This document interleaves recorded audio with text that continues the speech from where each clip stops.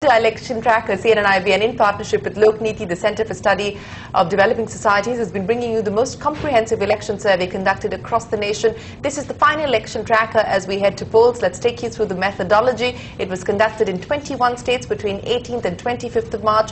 Nearly 21,000 voters were surveyed across 1,340 locations from 301 randomly selected parliamentary constituencies. 4 polling stations were chosen in each constituency. It is now time for Election Exchange with Rajdeep Sardesai.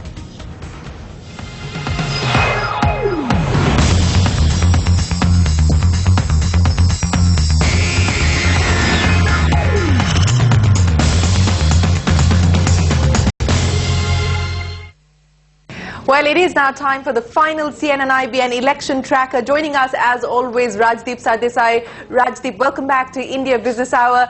Let me start by asking you, is there any reason to see any kind of a surprise, a negative one for the BJP at this point in time?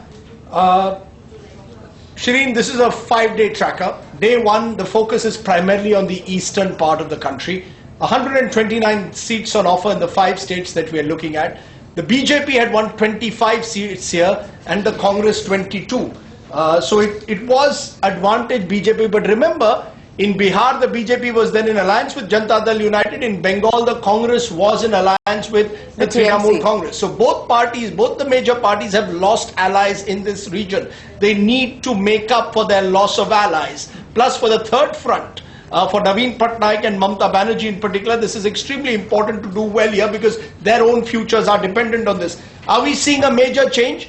I think what we are clearly seeing is a consolidation, if anything, of the BJP's vote, particularly in Bihar. And that is the best news that the BJP has. And importantly, and I think this is the interesting surprise, is we are seeing the BJP on the rise in Odisha.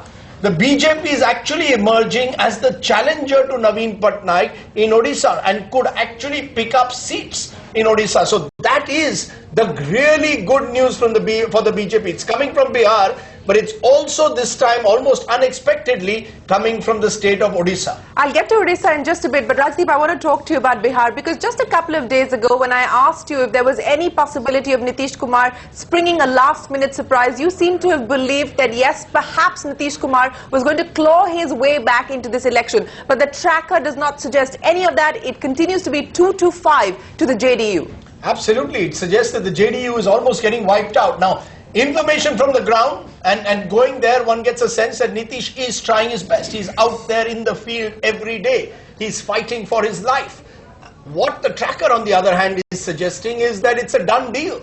The BJP has only benefited from Ramvilas Paswan joining it and has even strengthened itself further. And if anyone is a challenger to the dominance of the BJP, LJP combined, particularly North Bihar, it is Lalu and not Nitish. So clearly Nitish Kumar is struggling at the moment to even become the fulcrum of an anti-BJP vote at the moment. His vote is collapsing from all sides. So 21-29 is what the tracker is projecting for the BJP along with Ramvilas Paswan and Lalu and Congress. Rajdeep, if my memory serves me right, the tracker seems to have given them a little bit more than the January tracker, 7-13 now to the Congress Lalu combined. That's right. Marginally up, and that's because Nitish is collapsing. What seems to be happening is that where there is a strong candidate of the RJD, he is more likely to get the votes than a Nitish candidate. So Nitish Kumar is losing. You know, Nitish's entire politics was based on the fact that he believed a majority of the Muslim vote in particular,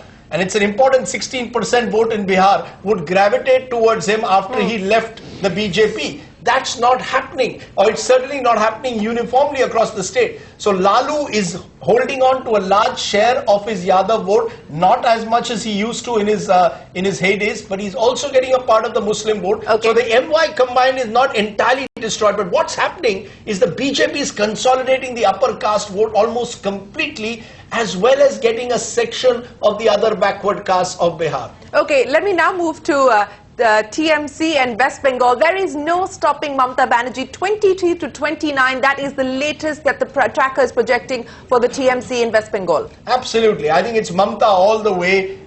You know, it's a fair it's fair to surmise that the left has still not recovered from the body blow it suffered in 2012, in 2011 in Bengal. It's still struggling to recover from that assembly debacle that it suffered. And the Congress doesn't have the kind of presence across the state to really take on Mamata Banerjee, and nor does the BJP. So there is no alternative in a sense to Mamata. Mamata is benefiting from that. She's consolidated her position, if anything. Her percentages are right up there at 38%. So she clearly is in a position to get the lion's share of seats. The Congress will get a few in their pockets. Right. The BJP also may get 1 or 2 seats. They may get Darjeeling, for example, where SS Ahluwalia is now backed by the GJM. But the general perception that one gets, left on the decline, Mamata on the rise. Very quickly, Rajdeep, you know Mamata Banerjee well. If the BJP were to fall short of numbers, and I know she's publicly stated that I cannot do business with Narendra Modi, will she decide to go along with the Narendra Modi-led BJP government, or will she be back again to doing business with the Congress party if the Congress were to be able to cobble some sort of combination together? My sense is Mamata cannot go in with a BJP government, certainly not on day one. 26% Muslim vote today in Bengal. Mamata gets about 70 to 80% in the last few elections, including Panchayat polls. She cannot risk going with Narendra Modi at this stage. Her focus remains largely on Bengal. She would like to play a role in Delhi to the extent that she can extract she can extract the benefits of these seats with the central government in terms of waiving of debt, in terms of a Bengal package. She will continue to try and do that, provide possibly issue-based support to any government at the center. But her ideal scenario is one where she doesn't have to get into a situation where she is asked to support a BJP-led government. A Congress-led government is looking increasingly unlikely, so that prospect goes out of the window. I think Mamata is simply happy to emerge as the strongest regional player and possibly the number 3 party in the country after the BJP and the Congress. Okay, I want to talk to you about Odisha, and you said that Odisha, we are going to see a surprise and a positive one for the BJP. You know, I had Jay Panda on my program just a couple of days ago, and he said, forget it, there's no Narendra Modi factor, there's no BJP wave or anything of that sort. So while Naveen Patnaik will continue his dominance in the state of Odisha, you're saying that the BJP stands to gain for the very first time. That's right. The Odisha numbers are quite staggering, and what they're showing is the BJP is well into double digits in Odisha. It's now up to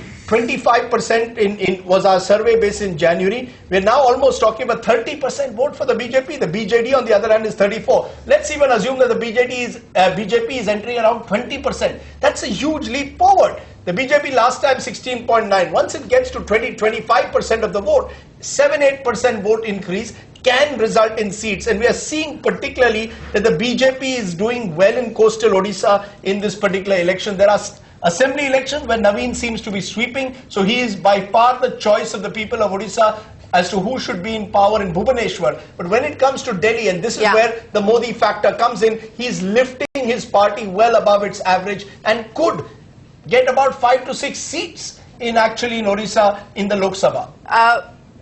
Just enough time for a quick summary of Assam and Jharkhand, Rajdeep. Any surprises there at all? The only good news at the moment for the Congress is coming from Assam. This is a state where they've done well over the last decade. They seem to be continuing to do well there.